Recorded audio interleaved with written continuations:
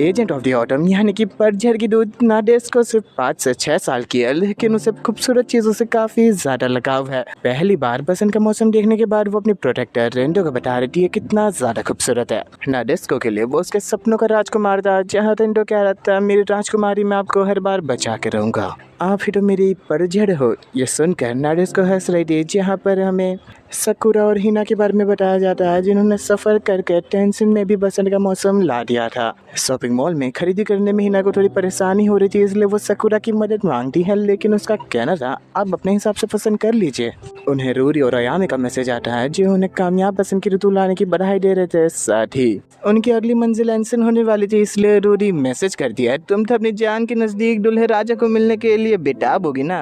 हिनागुकी तुरंत ठीक कोई तोहफा खरीदने के बहाने साइड में चली जाती है, जहाँ साकुरा सबसे काफ़ी ज़्यादा बेचैन थी। विंटर पैलेस में टोचे हिनागुकी की सुरक्षा के बारे में बता रहा था, जिस पर रोज़ेई का कहना था काफ़ी अच्छी बात है। साथ ही में वो अपना फैसला बताता आखिरकार कैसे वो हिनागुकी और सकुरा की रक्षा करेगा। समर का मौसम खत्म होने से पहले एजेंसी एक काउंसिल मीटिंग रखने वाली है सभी एजेंट्स के लिए, लेकिन वो काफ़ी ज़्यादा लंबा वक्त हो जाएगा। इस हिनागुकी के बसंत का बुलावा करने के बाद मैं खास तौर पर इस मीटिंग की मांग रखने वाला हूँ। मौसम का सबसे पहला दूत होने के नाते ये मेरी जिम्मेदारी बनती है उनकी रक्षा करना। जिस पर टोचे उसे चिढ़ा कर कहता है लो हमारा चूजा अंडे के बाहर निकल आया। रोज़ेई उससे कहता है क्या तुम्हें मेरी बातों पे लड़ना है? नहीं मैं तो कह रहा था तुमने काफ़ी अच्छा फैसला लिया है, नहीं तो मैं ये खुद जाके कर लेता। इसके अलावा मुझे कुछ गलत होने का आभास हो रहा है। नाडेस्को बसंत की पट्टियों की ड्राइंग बना रही थी, जहाँ पर वो रिंडो को कहती है ये कितनी ज़्यादा कमाल की है, जहाँ पर वो बता रही थी बसंत की दूत और उसकी रिटेनर दोनों के ही नाम फूलों से मिलते जुलते हैं, बिल्कुल मेरी तरह। वो दोनों सही में मुझे काफ़ी ज़्यादा कमाल के लग रहे हैं, काश मैं उनसे मिल पाती। रिंडो उसकी बातें काफ़ी ज़्यादा ध्यान से सुन रहा था, जहाँ पर सिक्योरिटी ऑफिस से बुलावा आने के कारण उसे जाना पड़ता है, जिस पर नाडेस्को उससे कह रही थी तुम जल्दी वापस आना, मैं तुम्हारे पाई और पुडिंग छोड़ने वाली हूँ। अपनी पतझड़ को अलविदा करने के साथ ही राजकुमार कमरे के बाहर निकलता है, जहाँ उसके चेहरे की खुशी गायब हो चुकी थी। साथ ही वो सिक्योरिटी ऑफिस की ओर बढ़ता है। कमरे में नागोत्सुकी खास तौर पर मंगाए गए नूडल्स खा रही थी, जिस पर रिंडो कहता है तुम मुझसे दूर रहना, मुझे अपने कपड़े खराब नहीं करने। खैर नागोत्सुकी उससे कहती है तो वे राजकुमार सब कुछ कैसा रहा? वैसे तो मुझे तुम्हें नाइट कहना चाहिए, लेकिन तुम्हारा काम ऐसे दिखते नहीं है। फिर से नजर रख रही थी। हाँ क्या करूँ, हमारा काम ही ये है। फेरी नाम की ये फैसिलिटी खास तौर पर एजेंट ऑफ ऑटम की सुरक्षा के लिए बनाई गई थी, जिसकी सनरूफ बुलेट प्रूफ ग्लास से बनी हुई है। काफ़ी खर्चा लग जाता है इस सब में, वो तो है, पर एजेंट की सुरक्षा करना सबसे ज़्यादा ज़रूरी है।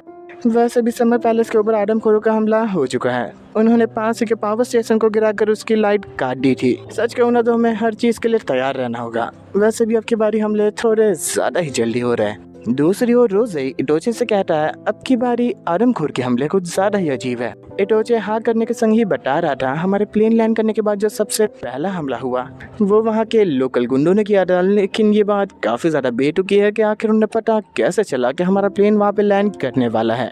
नेशनल सिक्योरिटी के हिसाब से उनमें से आधे से ज़्यादा लोगों ने सुसाइड कर लिया और पूछताछ के बावजूद हमें कुछ नहीं मिला। ये बात थोड़ी सी अजीब है, पर अगर देखा जाए तो हम लोग की तो अभी धीमी सी शुरुआत ही हुई है। बिना कुछ भी और सुने वो सकुरा और हिनागुकी की सुरक्षा में और ज़रा ध्यान रखने की बात करता है, जिस पर वो फ़ोन कर उन दोनों गार्ड्स को कहता है तुम ध्यान रखना। एक उससे पूछता है क्या हमें सकुरा को ये सब बता देना चाहिए, जिस पर इटोचे कहता है उसे बिल्कुल मत बताना, पहले से ही वो काफ़ी ज़्यादा थकी हुई और परेशान है, अगर तुम बता दोगे तो और ज़्यादा गड़बड़ हो जाएगी। एजेंट ऑफ ऑटम के यहाँ नागुत्सुकी रिंडो से सवाल करती है क्या तुम मुझसे बसंत की दूध से मिलाने ले जाने वाले हो? मुझे नहीं पता क्या करो, लेकिन उससे मिलाना सही भी होगा क्योंकि उसने पहले ही एजेंसी को ठुकरा दिया है। देखो भाई देखो, हमारे दयालु राजकुमार सामने आ गए। वैसे तुम्हारी बात कई हद तक तो सही है, आखिरकार उन्होंने लोगों के सामने बसंत का बुलावा करने से मना कर दिया है। कहना पड़ेगा एजेंसी बसंत की प्रोटेक्टर बेकार है। नागुत्सुकी उसे कहती है तुम्हारी सोच वाकई में काफी बेकार है, लेकिन रिंडो उसे समझा रहा था मौसम की दूत इस दुनिया की सबसे बड़ी हस्ती है, तो फिर उन्हें लोगों के सामने प्रदर्शन करने में क्या ही दिक्कत हो रही है। वहाँ के काफी ज्यादा बेकार लोग हैं वो, उन्हें नाराज मत करो और चुपचाप ऑर्डर को फॉलो करो, बस सिंपल सा काम है, तो खामखा क्यों ही खुद को परेशान करना। वैसे भी अभी नारिस को बस बच्ची है, खेल कूद करना और अपनी मनमानी करना उसके लिए काफी है खुश रहने के लिए। वैसे भी मौसम का बुलावा करने के लिए शारीरिक और मानसिक तंदुरुस्ती जरूरी है। अगर हम कटाव की माने तो भावनात्मक लहर किसी भी एजेंट की डिवाइन पावर्स को बढ़ा सकती है। डेटा के साथ ये बात पहले ही साबित हो चुकी है। नागित्सको से कहती है, यही तो बात तुम्हें समझनी है। अगर लोगों के सामने प्रदर्शन करने से किसी की मानसिक परिस्थिति बिगड़ती है तो ये नुकसान की बात नहीं है। खामखा एजेंसी ये समझ नहीं पा रही, और खास तौर पर हम जिसकी बात कर रहे हैं वो पहले ही एक विक्टिम है। 10 साल पहले उसकी किडनैपिंग हुई थी और उसने काफी कमाल कर दिखाया था उसे दिन। ताकत का कैसा नमूना छोटी बच्चे ने किया था। तुम्हें क्या लगता है नादिस्को ऐसा कमाल कर सकती है? वो भी सिर्फ 5 साल की है ना अभी, या फिर हिनागिको ही कोई अलग किस्म की है? मुझे कुछ नहीं पता, लेकिन एक बात तुम्हें समझा रहा हूँ, तुम नादिस्को के साथ कोई भी एक्सपेरिमेंट नहीं करोगी। हाँ खैर जो कुछ भी है, लेकिन तुम एक बात जानते हो, ये बात रिकॉर्ड्स के अंदर छुपाई गई है लेकिन जनता के सामने कभी नहीं लाया गया। हिनागिको वहाँ पे तबाही मचाकर भागी थी अपने बलबूते। तुम्हें भी ये बात चौंका रही होगी ना? रिंडो हैरान तो था, लेकिन वो कहता है अगर वो इतनी ही काबिल थी तो पहले ही भाग जाती। नागुत्सुकी उसकी बात सुनने के बाद कह रही है, हाय राम क्या पत्थर इंसान है तू, तुझमें इंसानियत नाम की कोई चीज रही है कि नहीं? अब हम 6 साल की किसी लड़के के बारे में बात कर रहे हैं जिसके साथ कुछ गलत हुआ होगा और उसने आवाज तो जरूर से उठाई होगी, पर तुझे क्या लगता है उन्होंने इतनी आसानी से बात मान ली? वाह भाई वाह। उन आदमखोरों ने लड़की को डराया होगा कि तुम्हारे प्यारे लोग हमेशा के लिए मर जाएंगे, इसलिए उसने आवाज ही नहीं उठाई। तुम्हें इतना आसान लग रहा है? भले ही एक झूठ है, लेकिन इसे मानना ही उसके लिए सबसे जरूरी था उस पल। दूसरी ओर हिना रोज़ेई और इतोची के लिए कुछ गिफ्ट खरीद रही थी, जहाँ पे सकुरा कहती है मैं नहीं चाहती आप उन लोगों से मिले। उसकी उदास आंखों के सामने हिनागिको उसका हाथ पकड़ के कह रही थी, क्या हुआ सकुरा, तुम अभी भी परेशान हो?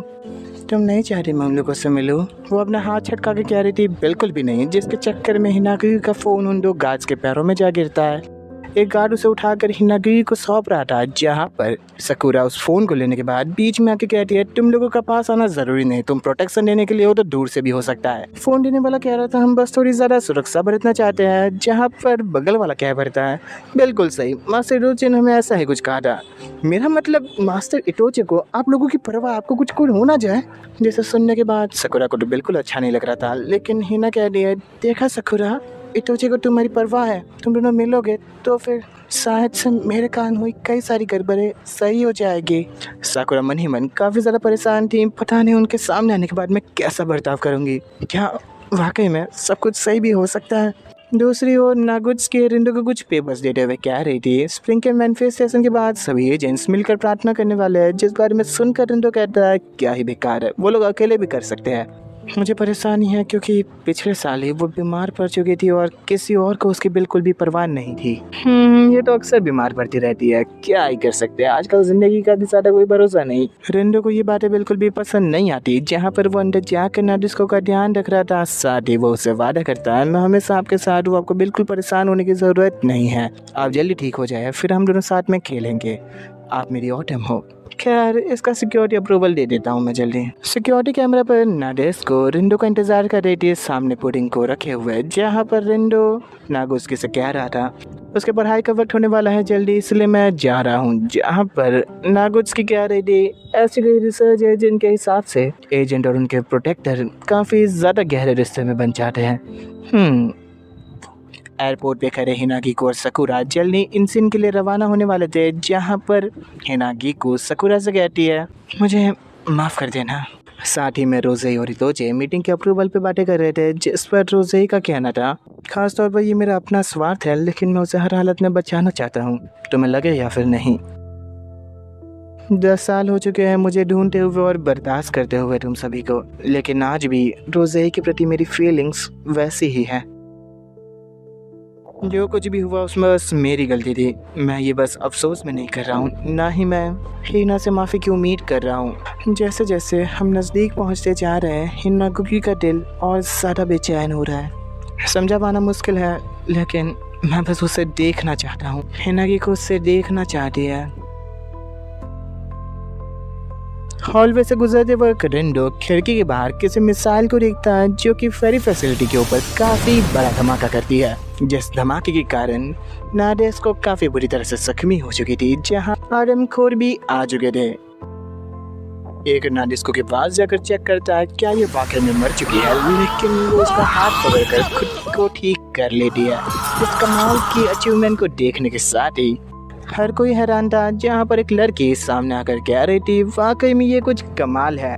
दूसरा लड़का कह रहा था क्या तुम एक और मुसीबत को पालने का शौक देख रही हो जो हमें ही काटे बाद में जाकर।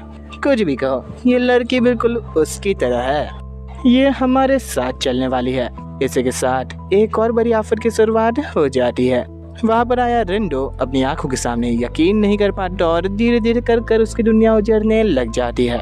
नाडेस्को के साथ बिताया हुआ हर एक दिन उसके दिल में कांटे की तरह चुभ रहा था, जहाँ पर उसे अपना पहला दिन याद आता है जब वो नाडेस्को से मिला था। मुझे आपके प्रोटेक्टर के रूप में चुना गया है। मेरा नाम रेंडो है। मेरी ऑटम, डरिएगा बिल्कुल भी मत। मैं हर कीमत पे आपको बचा के रहूंगा। मलबे के बीच बैठा हुआ रेंडो फूट फूट के रो रहा था क्योंकि उसे अपनी ऑटम वापस चाहिए।